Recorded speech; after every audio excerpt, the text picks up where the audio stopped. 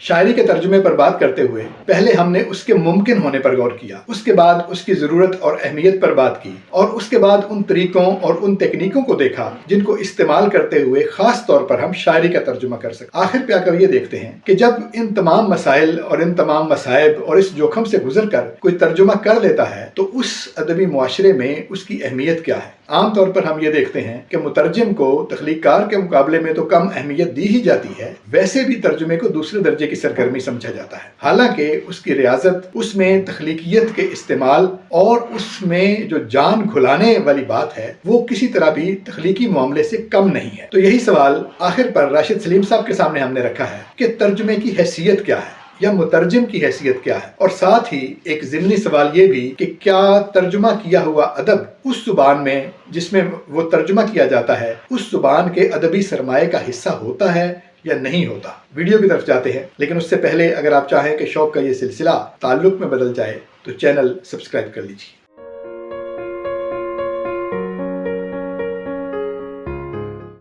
السلام علیکم، عابد سیال حاضر ہے ادارہ اردو کے سلسلے ایک سوال کے ساتھ، اور جناب راشد سلیم صاحب کی خدمت میں حاضر ہوں میں اس ایک سوال کے جواب کی تلاش میں۔ بہت شکریہ سر، آپ نے وقت عنایت کیا۔ بہت شکریہ۔ راشد صاحب کے ساتھ بات چل رہی ہے شاعری کے ترجمے کے حوالے سے، اس سے پہلے بھی ہم کچھ نشستیں کر چکے۔ آخر پہ آ کر جو سوال بچتا ہے وہ یہ ہے کہ اتنی محنت سے، اتنی مشکل سے، اتنے جوخم سے جو مترجم ہے وہ کسی اور زبان کے ایکسپریشن کو، وہاں کے اظہار کو کھینچ کر اپنی زبان میں لے آتا ہے اور محنت کرتا ہے، اور خاص طور پہ شاعری کا ترجمہ تو بہت مشکل ہے۔ لیکن ہم دیکھتے ہیں کہ ظاہر ہے تخلیقی ادب کے ساتھ تو اس کا، یا طبعزاد ادب کے ساتھ تو اس کا کوئی مقابلہ ہو نہیں سکتا، وہ بات ہی الگ ہے۔ لیکن جتنی محنت اس میں شامل ہے یا جتنی اس میں ایفرٹ شامل ہے، اتنی پذیرائی جو ہے وہ نہیں ہے مترجم کی، ہمارے ہاں ویسے بھی نہیں ہے۔ نثری نظم والے بھی پہلے آپ جانتے ہیں کہ اندر کر کے چھوٹا سا نام لکھا ہوتا تھا، بلکہ بغیر نام کے بھی جو ہے وہ کئی کتابیں چھپی ہوئی ہیں۔ اب تو چلو چھوٹا موٹا نام لکھنا شروع ہو گئے کہ ترجمہ کے۔ تو کیا یہ اتنا ہی کم تر شے ہے کہ یعنی مترجم جو ہے اس کے نام کو یعنی اس قابل نہ سمجھا جائے کہ مصنف کے نام کے ساتھ کہیں اس کا بھی لکھ دیا جائے؟ اہمیت کیا ہے اس کا، کیوں کم تر اس کو سمجھا جاتا ہے؟ اچھا، ایزرا پاؤنڈ کی ایک کوٹیشن ہے، مجھے ایگزیکٹ تو ورڈز یاد نہیں آ رہے، لیکن اس کا مفہوم کچھ اس طرح ہے کہ بہترین شاعری کا دور وہی ہوتا ہے جو ترجمے کا بھی بہترین دور رہا۔ اور تاریخ میں ہم دیکھتے ہیں کہ جیسے رینیسنس موومنٹ چلی انگلستان میں، تو اس میں بہت سارے تراجم جو ہے وہ ہوئے، اور اس سے شعر میں بھی، شعر و ادب میں نئی نئی جہتیں جو ہیں ان کا تعین ہوا۔ ہمارے ہاں بھی جو علم کا فروغ ہے، جب دارالترجمہ قائم ہوئے ہیں جی، تو انہی کے ہمارے ہاں جو بہت علوم آئے ہیں، فلسفہ وغیرہ یہ وہ سب کچھ، تو وہ میرے خیال میں نا اس میں پذیرائی نہ ہونے کی وجہ، اور بعض اوقات مترجم خود بھی اس کو دوسرے درجے کی ہی سمجھ رہے ہوتے ہیں، اور اس کی وجہ سے میں نے دیکھا کہ بہت سارے شعراء جو ہیں وہ شروع میں انہوں نے تراجم کیے بھی ہوتے ہیں تو وہ اس کو سامنے نہیں لاتے، اور وہ لوگ کہیں گے کہ اچھا یہ تو پھر دوسروں سے انہوں نے اکتساب کیا ہے۔ بھائی جو میرا خیال ہے غلط فہمی ہے نا، وہ یہ ہے کہ کوئی بھی خیال خالصتاً ہمارا اپنا ذاتی خیال نہیں ہوتا، یہ زبان کا خاصہ ہے کہ اس میں آپ باقیوں سے ہی تکنیک بھی لے رہے ہوتے ہیں، باقیوں سے ہی زبان بھی سیکھ رہے ہوتے ہیں، باقیوں سے ہی اظہار کی جو ہے نا انداز وہ آپ سیکھ رہے ہوتے ہیں۔ تو ایسا کوئی بھی نہیں ہوتا کہ جس نے اپنے طور پر ان چیزوں کو گھڑا ہو۔ تو وہ یہ کہنا کہ یہ طبعزاد خیال ہے، یہ ایک پرائیویٹ انڈیویجول پراپرٹی ہے میری، یہ بہت ناممکن سی بات ہے، کیونکہ آپ بچپن سے جو کچھ پڑھ سن رہے ہیں نا، خیال اسی میں سے پیدا ہوا ہے۔ تو ترجمے میں بھی یہی ہوتا ہے کہ ہم جتنا کچھ پڑھ رہے ہوتے ہیں، جس فضا میں رہ رہے ہوتے ہیں، تو یہ شاعری کی ہماری جو پرداخت ہو رہی ہوتی ہے، تو اس میں اگر ہم میر کو پڑھ رہے ہیں، غالب کو پڑھ رہے ہیں، سودا کو پڑھ رہے ہیں، یا میر انیس کو پڑھ رہے ہیں، وہی خیالات جو ہیں، تو ان کا محاورہ، ان کی زبان، ان کا جمالیاتی ذوق، وہ کسی نہ کسی طریقے سے ہم پر اثر انداز ہو رہا ہوتا ہے۔ تو لیکن وہ ایک یعنی آپ کے کہنے کا مطلب ہے کہ تبازات جو ہے وہ بھی اتنا تبازات نہیں مکمل ہوتا، طور پر تبازات نہیں 100% کبھی بھی نہیں ہوتا. میں یہ تو کہہ رہا ہوں، پہلی بالکل بات تو صحیح، یہ بالکل صحیح اس میں اکتساب بہرحال ہوتا ہے، ماخوذات بھی ہوتے ہیں اس میں بہت کچھ. سرکے کی میں بات نہیں کر رہا، لیکن اچھا پھر اس میں ترجمے والے یہ ہوتے ہیں کہ وہ اسی طرح کی فضا کو چونکہ ریکریٹ کر رہے ہوتے ہیں، تو بنیادی طور پر ترجمے کو ڈیفائن اس طرح کیا گیا. میرا خیال ہے شاعری کا جو ترجمہ ہوتا ہے وہ آزادانہ ترجمہ ہوتا ہے اور ریکریشن ہے. صحیح. تو آپ اصل میں کریٹ ہی کر رہے ہیں، لیکن بالکل اس کی فضا کو بدل رہے ہیں. تو ایک پودا جو کہیں یعنی اس کا کسی اور سورس ماحول معلوم کا ہے، آپ سے سمجھیں کہ جی اس کا سورس جو ہے وہ معلوم ہے، جی اور آپ بتا کے اس کا سورس سے لے رہے ہیں. باقی آپ جو تبازات کرتے ہیں اس کے سورس معلوم، بعض اوقات آپ کو خود بھی معلوم نہیں ہوتے. جی جی. اور بعض اوقات تو یہ ہے کہ تبازات میں آسانی یہ ہے کہ آپ پہلے سے کسی خیال کو ذہن میں رکھ کے لکھنا بھی نہیں شروع کرتے. آپ لکھنا شروع کر دیتے ہیں اور وہ خیال ایک خیال دوسرے کو سجھا رہا ہوتا ہے، تو وہ آسان ہے کیونکہ آپ نیچرل جو خیالات آ رہے ہیں، احساسات ہیں ان کو. لیکن اگر آپ اپنے آپ کو پابند کرتے ہیں کہ جی میں نے اسی موضوع اس خیال سے کو بڑھانا نہیں ہے، اس کو کم نہیں کرنا، تو پھر آپ کی مہارت کا زیادہ سخت آزمائش ہوتی ہے اس کو. تو میرے خیال میں تو یہ کمتر نہیں ہے، اس میں نہ محنت کم ہے اور نہ تخلیقیت جو ہے وہ کم ہے. ہاں یہ میں صرف ان تراجم کی بات کر رہا ہوں جو معیاری تراجم ہیں، مطلب ایک عامیانہ سی جو کوششیں ہیں ان کی میں بات نہیں کر رہا. دیکھیں وہ تو جو تبازات چیزیں ہیں وہ ان میں بھی ایسے ہی ہے، ان میں بھی ایسے ہی. دیکھیں نا تبازات چیز جو ہے، ہر شے جو تبازات ہے جس کو کہا جاتا ہے وہ اس معیار کی تو نہیں ہے، نہ وہ اتنی قابل توجہ ہے. جی اس میں بھی معیارات ہے. دوسرا یہ ہوتا ہے کہ آپ جب بھی ترجمہ کر رہے ہوتے ہیں تو آپ کسی نہ کسی شاہپارے کا ترجمہ کر رہے ہوتے ہیں، تو وہ ایک ایکنالجڈ ریناؤنڈ شاعر ہوتا ہے، پہلے سے منجھا ہوا شاعر ہوتا ہے. وہ کوئی عام آدمی نہیں ہوتا کہ اس کی آپ بڑی آسانی سے ترجمانی کر لیں. تو وہ اس حوالے سے بھی دیکھا جائے تو بڑی ایک بڑے کام کو آپ نے ہاتھ ڈالا، بڑے کام کو ہاتھ ڈالا ہوتا ہے. تو اس وہ بھی آسان نہیں ہے. لیکن یہ تمام زبانوں میں ایسے ہی رہا. عربی میں کا ایک مقولہ ہے کہ من ترجمہ یرجم، جس نے ترجمہ کیا اس کو سنسار کیا گیا. اس کی وجہ یہ ہے کہ یہ ایسی ہے جیسے ریمکس ہے نا. تو اگر پہلے کسی نے موسیقی بنائی ہے، اب آپ اس دھن کے اتنے عادی ہوتے ہیں کہ جب اس کی کوئی ریمکس آتا ہے اس سے اچھی بھی ہو تو وہ اچھی بھی ہو تو وہ چونکہ آپ کے ذہن میں، آپ کی یادداشت میں وہ محفوظ ہوتی ہے، تو اس کو وہ کہتے ہیں یار یہ اس نے کیا کیا ہے، یہ تو بہت اچھی وہ دھن تھی. ہاں اگر آپ دوسری کو، نئے والی کو کافی عرصہ سنتے رہیں اور پھر آپ محسوس کریں گے کہ یار یہ بھی ٹھیک ہی تھا، کم بری نہیں ہے، یہ بھی ٹھیک ہے. لیکن اگر میں نے ری مکسنگ کی مثال دی ہے تو ری مکسنگ میں عموماً اس معیار تک لوگ نہیں پہنچ پاتے، وہ اس سے متاثر ہوتے ہیں. اور دوسرے درجے کا وہ اس لیے بھی سمجھ رہے ہوتے ہیں کہ وہ چونکہ جس کو ترجمہ کر رہے ہوتے ہیں وہ خود اس سے متاثر ہوتا ہے ترجمہ کرنے والا، تو اس لیے کبھی بھی اس کے برابر نہیں رکھتا وہ اپنے آپ کو. تو جب وہ خود نہیں رکھتا تو دوسرے لوگ بھی جو ہے وہ اس کو وہ جگہ نہیں دیتے. لیکن میرے خیال میں اس میں جو مشکلات ہیں، جو دقتیں ہیں، جو محنت ہے، وہ کسی بھی حوالے سے کم نہیں ہے. اور اگر معیاری ترجمہ آپ نے کرنا ہے تو شاید بعض اوقات تبازات کے مقابلے میں زیادہ مشکل کام ہے. اور پھر ایک ہم بت بھی بنا لیتے ہیں. ہمارے ہاں یہ ہے کہ جی اب عبد القادر بیدل کا ترجمہ ہو ہی نہیں سکتا، یہ ممکن ہی نہیں ہے. اچھا یہ ہم نے بغیر اس پہ غور کیے، یہ بغیر اٹیمپٹ کیے مسلمہ حقیقت بنا دیتے ہیں کہ اس پہ تو بات ہی نہیں ہو سکتی.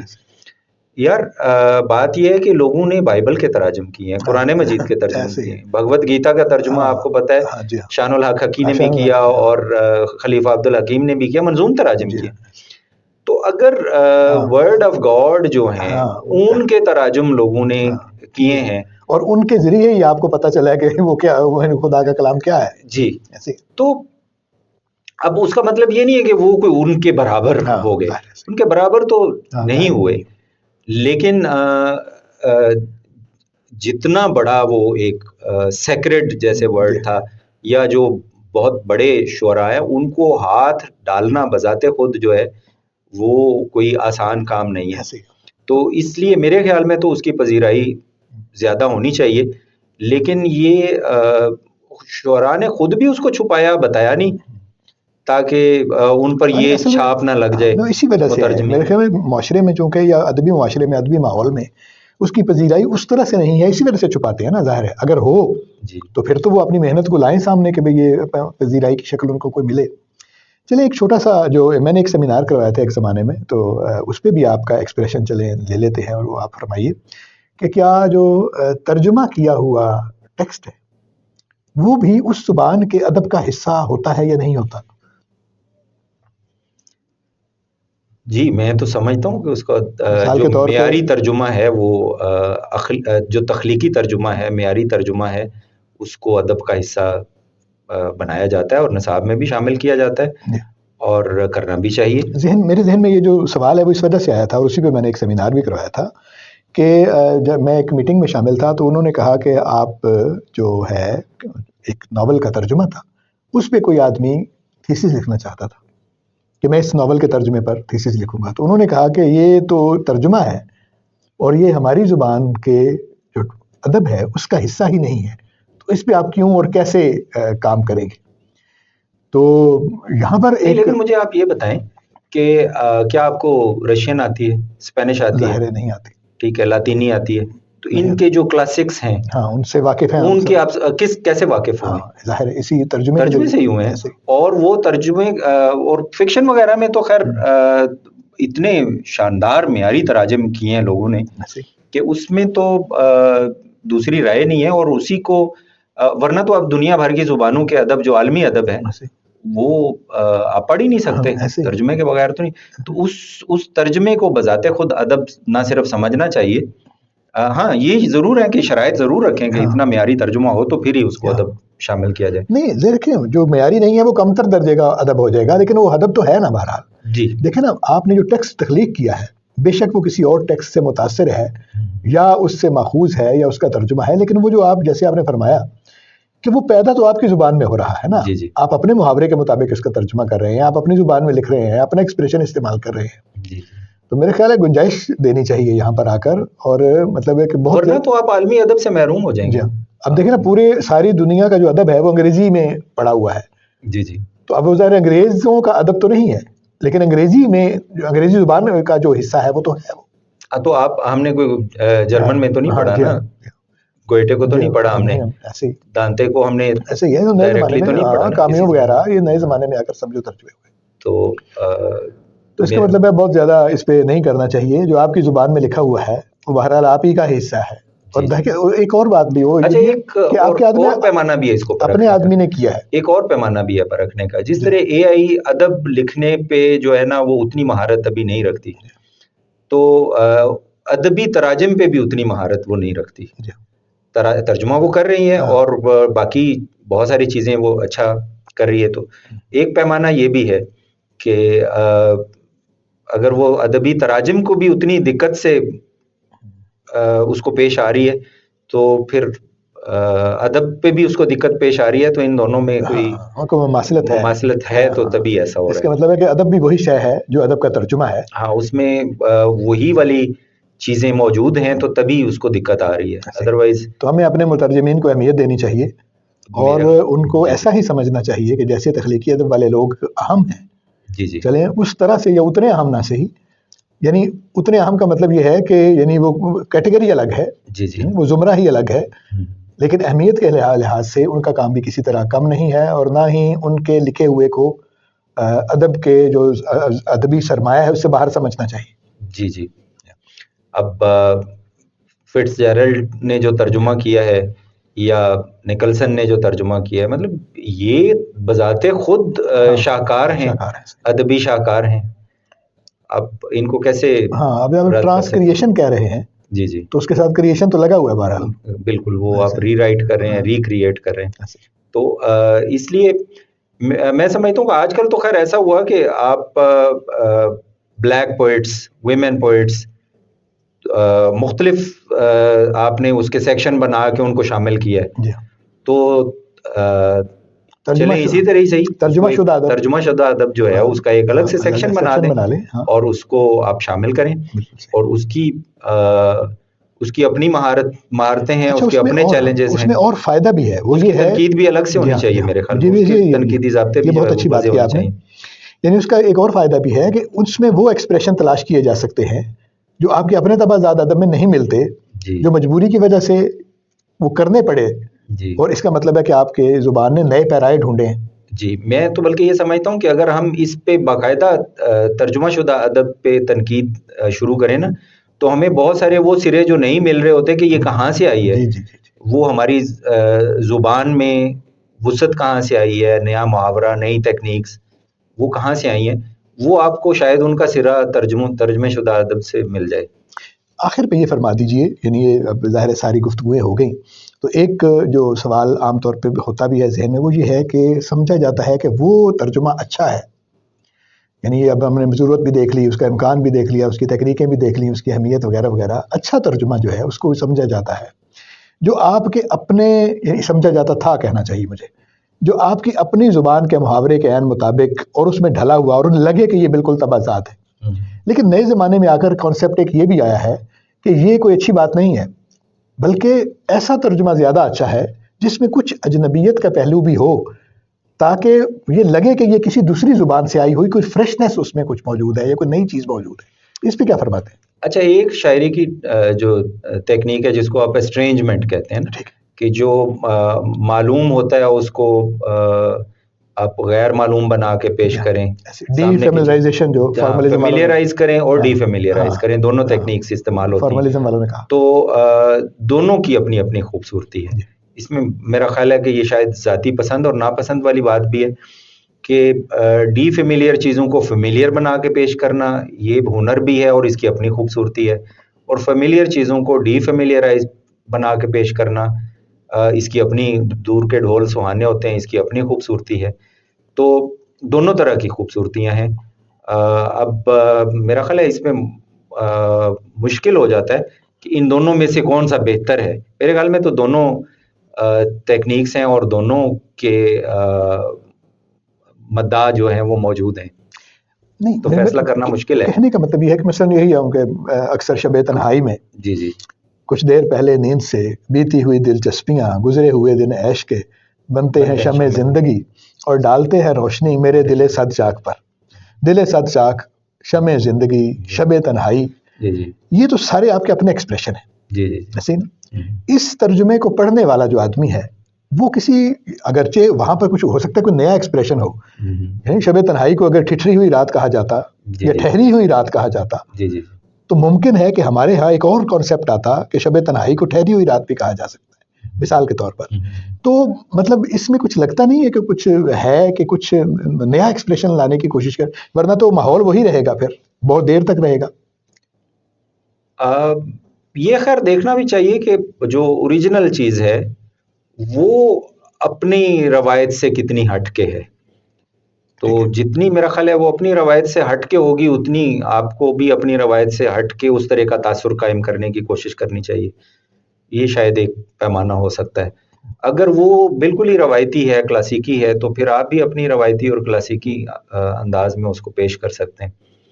تو یہ کیونکہ تاثر بھی تو ایک اہم چیز ہے نا جو اس نے کریٹ کرنے کی کوشش کی. تو اگر وہ اچنبے کو, حیرت کو, یا ایک نئی جس کو کہتے ہیں کہ شوق اگر اس کا اوریجنل میں ہے, تو پھر ظاہر ہے اس کا ترجمہ کرتے وقت بھی جو ہے اس کا شاکنگ ایلیمنٹ جو ہے وہ رہنا چاہیے.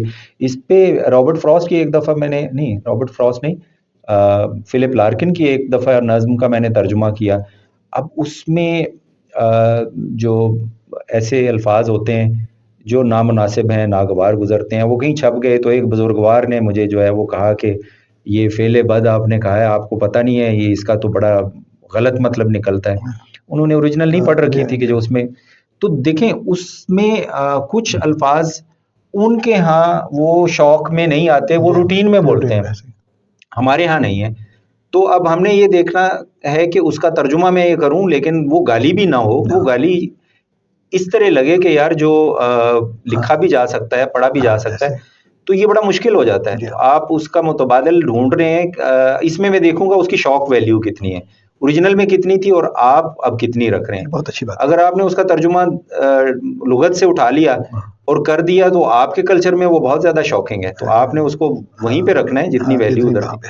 تو اجنبیت کی بھی میرا خیال ہے اس طرح کا معیار کیا جا سکتا ہے کہ وہ اوریجنل میں کتنے اجنبیت تھی. بہت اچھی بات. اور آپ اس کے ترجمے میں بھی اس چیز کا خیال رکھ سکتے ہیں.